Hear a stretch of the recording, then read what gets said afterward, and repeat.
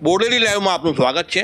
છોટાઉદેપુર જિલ્લામાં ફરી એક વખત કાળા ડિબાંગના વાદળોએ ઘેરાબંધી કરી છે આકાશમાં, અને ફરી એક વખત વરસાદી વાતાવરણ સર્જાયું।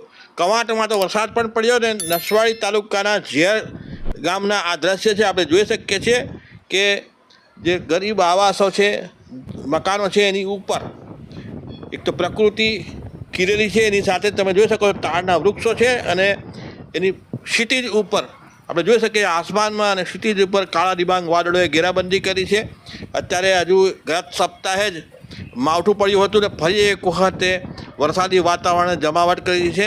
વરસાદી વાદળો આસમાનની અંદર ઝળુંબી રહ્યા છે, દ્રશ્ય આપણે જોઈ શકીએ। સાથે કવાંટમાં પણ આજે વરસાદ પડ્યો, એ દ્રશ્ય આપણે જોઈશું તો ખ્યાલ આવશે કે કવાંટમાં જે વરસાદ પડ્યો છે। આ કારમાંથી એક બોડેલી લાઈવના દર્શકે અમને વિડીયો મોકલ્યો છે કે ચાલુ કારમાં જે વરસાદ પડ્યો તેનો વિડીયો લઈ ને દર્શાવવા માગી રહ્યા છે કે વરસાદ પડ્યો, કે લોકો ચાલુ વરસાદમાં લાઇટો પણ ચાલુ રાખીને જઈ રહ્યા છે, આપણે જોઈ શકીએ છીએ।